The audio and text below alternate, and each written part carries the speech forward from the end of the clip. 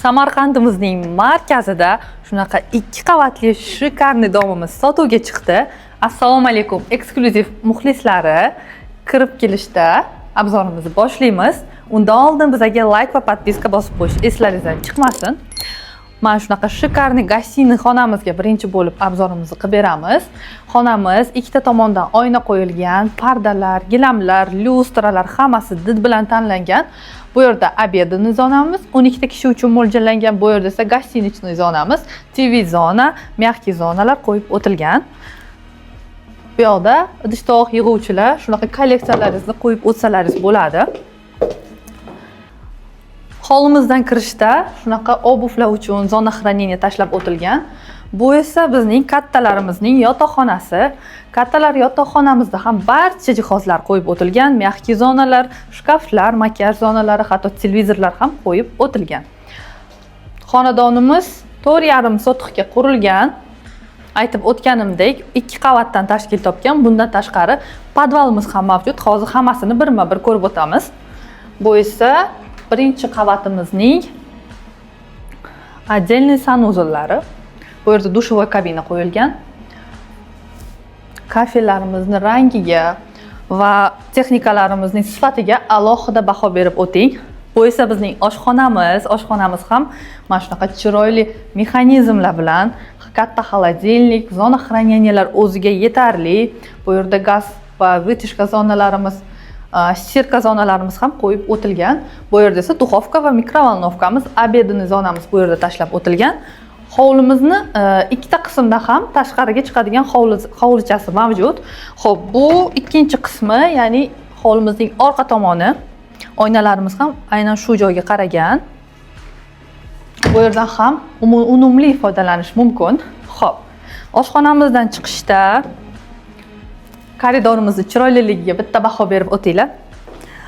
Podvalimizni oxirida ko'rsatib o'tamiz. Hozir esa yuqoriga ko'tarilamiz. Mana shunaqa chiroyli lestnitsalarimizdan ko'tarilib kelishda ahamiyat beringlar aziz obunachilar. Bular atachentadan qilingan. Aytib o'tganimdek, xonadonimiz remontiga umuman tejalmagan. Ko'rib turgan polimiz esa bu yo'lchka nastoящий naturalniy parket hisoblanadi. Ko'rib turganlaringizdek, bu yerda shunaqa yana katta koridor va birma-bir bu xonalarni obzorini qilib chiqamiz hozir. Menga eng yoqqan xonalardan bittasi bu mana shunaqa детский xonamiz. 2 ta bola uchun mo'ljallangan, dars qilish zonalari, bu yerda shkaflari o'zlari uchun va hattoki bu yerda shunaqa katta oyna ham tashlab o'tilgan, hovlimizga qarab turadi. Lyustralarga alohida baho berib o'tinglar. Xonamizning toni bolalar uchun juda ham mos, spokойный tonda qilingan. Bu yerda esa 2 ta yana xonamiz. Birinchisi bu mehmonlarimiz uchun mana shunaqa xona tashlab o'tilgan. Buni o'z didlaringizga moslab yoki ishlash xonasi ham qilishlaringiz mumkin. Bu yerda esa yana bitta xonamiz. Bu bo'lyapti kattalar yotoqxonasi, 2-qavatdagi. Bu yerda ham barcha kerakli jihozlar qo'yib o'tilgan va master spalnyamizning o'zining shunaqa ubornisi ham mavjud. Ko'rib turganingizdek, xonadonimizning har bitta metr kvadratidan unumli foydalanilgan. Aytib o'tganimdek, xonadonimizda pastda ham, tepada ham 220 metr kvadratdan tashkil topgan, ya'ni umumiy maydoni 440 metr kvadrat. Bundan tashqari podvalimiz ham bor. Bu esa yana bitta xonamiz. Bu bo'lyapti hovlining tashqi tomoniga qaragan, ya'ni o'sha landshaftimizga qaragan tomoni. Bu xonani ham o'zingizning ehtiyojingizga moslab jihozlashingiz mumkin, chunki bu uyimizda 2 ta master spalni va bitta детский spalni mavjud. 2 ta xona esa sizning didingizga ko'ra ta'mirlanadi. Hovlimizning 2-qavatida xuddi shunaqa balkonimiz mavjud va bu yerdan hovlimizning shunaqa chiroyli landshaftidan bahramand bo'lishingiz va hattoki shaharning shunaqa chiroyli vididan ham bahramand bo'lishingiz mumkin.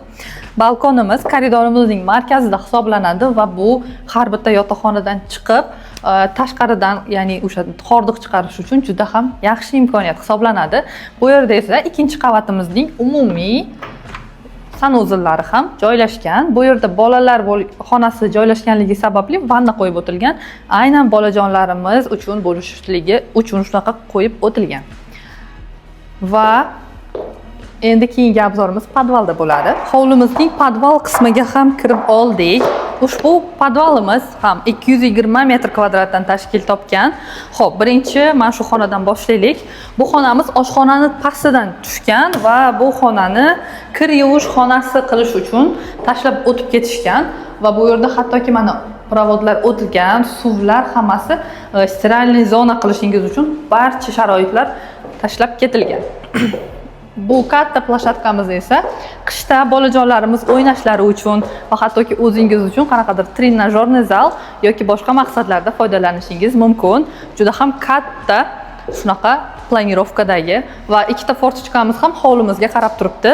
Yorug'ligi ham hozir kunduz qismida olayotganimizga qaramasdan juda ham yorug'. Aziz obunachilar, uyimizni fasad qismiga ham yetib keldik. Ko'rib turganingizdek shunaqa shikarni vidagi fasadimiz bizni kutib oladi. Fasadimizga ham polni jidkiy travertin ishlatilgan. Landshaftlarimiz ham dizaynerlar tomonidan puxta o'ylangan. Xonadonimizda letniy kuxnyamiz ham mavjud. Undan oldin esa bu yerda kachelya qo'yilgan va letniy uborniy xonamiz ham ajratib o'tilgan. Darvozadan kirib kelaverishda esa bizda shunaqa letniy kuxnya uchun joy. Buni yoz vaqtida o'rtaga surib qo'yishingiz mumkin va ovqat pishirish uchun ham barcha sharoitlar, mexanizmlar qo'yib o'tilgan. Ushbu xonadonimizni uy egalari orzu havas qilib o'zlari uchun qurishgan va buni sotuvga chiqarishimizda xonadonimiz narxi 525 ming AQSh dollari deb baholandi. Yana kelishiladigan, savdolashadigan joylarimiz mavjud. Bemalol bizga aloqaga chiqishingiz mumkin.